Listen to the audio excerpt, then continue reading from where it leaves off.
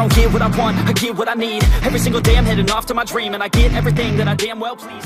Ang Los Angeles Lakers ay pwedeng magamit ang cost-effective veteran mga kaibigan para makatulong sa kanila sa paparating na summer. At ang isa sa beat reporter ay na-identified ang preskong free agent fit. Ngayon na ang New York Knicks ay tinanggihan ang kanilang 15.6 million team option mula sa kanilang deep bench point guard na si Derrick Rose.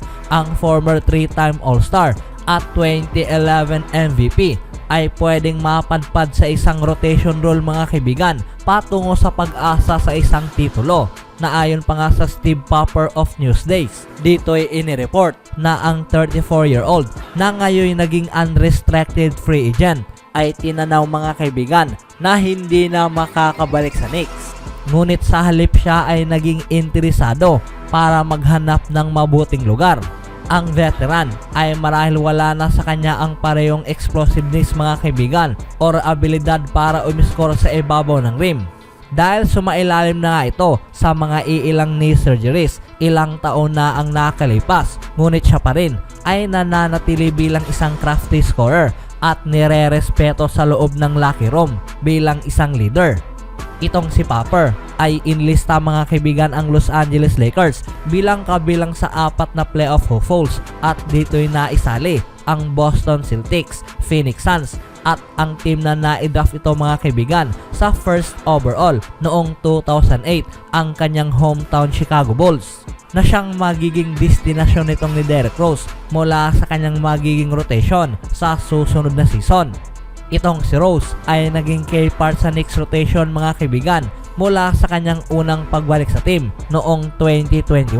Sa panahong ang Bulls ay na-trade ito patungo sa New York Knicks. Noong 2016, siya ay na-promote ng long-time head coach na si Tom Thibodeau sa starting lineup during noong 2021 playoff.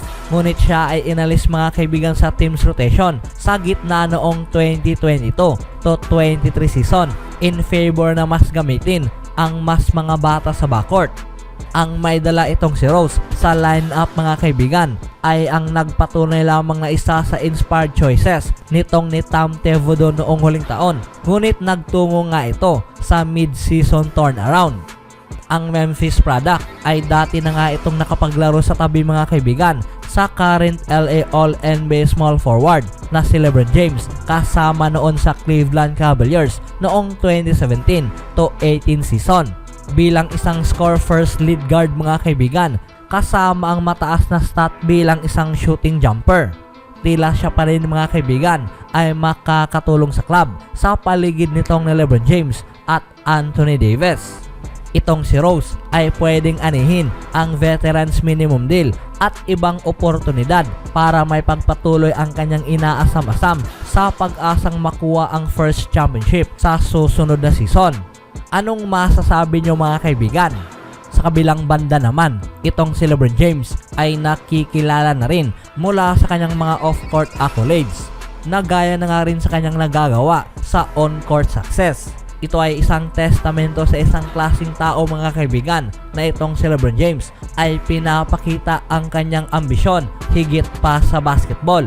Itong si LeBron James ay laging tinitignan ang kanyang karir sa magkaibang daan kumpara sa iba at siya ay nagkaroon ng malawak na success mga kaibigan at itinuring ang kanyang paglalaro sa liga bilang isang successful one. Ang kanyang most recent off-court adventure para sa kanya ay ang ma-teaming up ang Philadelphia 76ers star center na si Joel Embiid nang ma-launch nga nila mga kaibigan ang new media company. Ito ay tinatawag na miniature gen na mayroong koneksyon sa Spring Hill Company nitong ni LeBron James. Ang Spring Hill mga kaibigan ay nagpapalabas ng film at mga series na kung saan ito ay naging very successful at inaasahan na ang panibagong kumpanya na ito kasama itong si Joel Embiid ay magkakaroon ng similar result. At ang isa sa color project na ginagawa ngayon ng kumpanya ay kasalukuyan na nga nila ngayong ginagawa ang istorya sa pag-angat nitong ni Joel Embiid. Dito'y maidetalye ang kapanahonan nitong ni Joel Embiid sa Cameron at kung paano nga ba ito nagsimula patungo sa kanyang daan sa NBA. Itong si Embiid ay lumaki mga kaibigan patungo sa isa sa more dominant player sa NBA at ang kanyang istorya ay ang isa sa gustong marinig ng mga tao. Ito ay kahanga-hangang partnership sa pagitan nitong ni LeBron at sa kasalukuyang MVP bilang hindi isang malilimutang karanasan para kay Embiid at sa iba na sabihin ang kanyang istorya.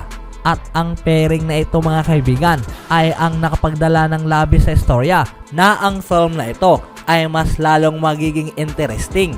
Itong si LeBron James ay nagtungo sa isang big participant kasama ang media world na ito. At dito'y naipakita ang mga various skill set kung ano pa nga ba ang kayang gawin nitong ni LeBron mula sa labas ng court. Anong masasabi nyo mga kaibigan? Sa kabilang banda naman, itong si Chris Paul, ang Warriors new veteran guard mga kaibigan, ay kailanman nakatali na kasama sa head coach na si Steve Kerr at laking pasasalamat sa isa sa nag-viral na clip ilang taon na ang nakalipas during sa pagkatalo ng Warriors sa score na 116-108 laban sa Houston Rockets noong buwang January 20, 2018. Itong si Paul ay nagkaroon ng chance sa mga kaibigan para gumawa ng eye contact dito kay Kerr habang naglalakad ito patungo sa bench. Dito'y kitang-kita sa video na nakatawa itong si Paul, ngunit sa panahong tumalikod na itong si Steve Kerr, ang reaksyon nitong ni Paul mga kaibigan ay biglang nagbago.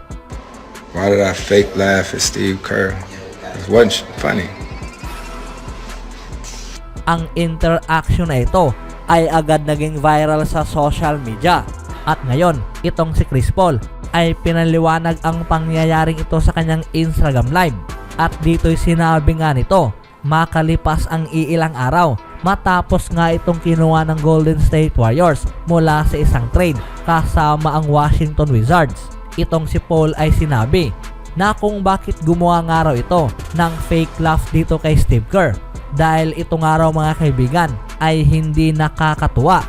Hindi na may tatanong pa na ang pre-trade rivalry na ito ay naging malalim mga kaibigan sa pagitan nitong ni Paul at ng Warriors dahil sila ay nagharap ng 3 beses sa playoff kasama itong si Chris Paul at ang Los Angeles Clippers na siyang pinauwi ng Warriors sa bahay noong 2014 at ang sumunod, ang Golden State Warriors ay tinapos ang season ng Houston Rockets ng 2 beses sa panahong naglalaro itong si Chris Paul sa team na ito.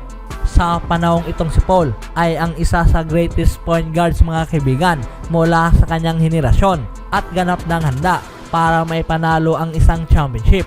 Ang Warriors mga kaibigan ay ang tamang lugar para sa kanya. Ngayon, siya ay sasapi sa kanyang final chapter sa kanyang dynasty sa Bay Area at hanap ngayon ang inaasam-asam na titulo.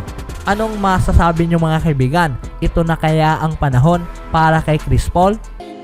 Don't fall, don't forget all the things you've been taught, you've been told. Don't blink, don't run, don't turn left or turn right or look straight at the sun. My mind's gone insane.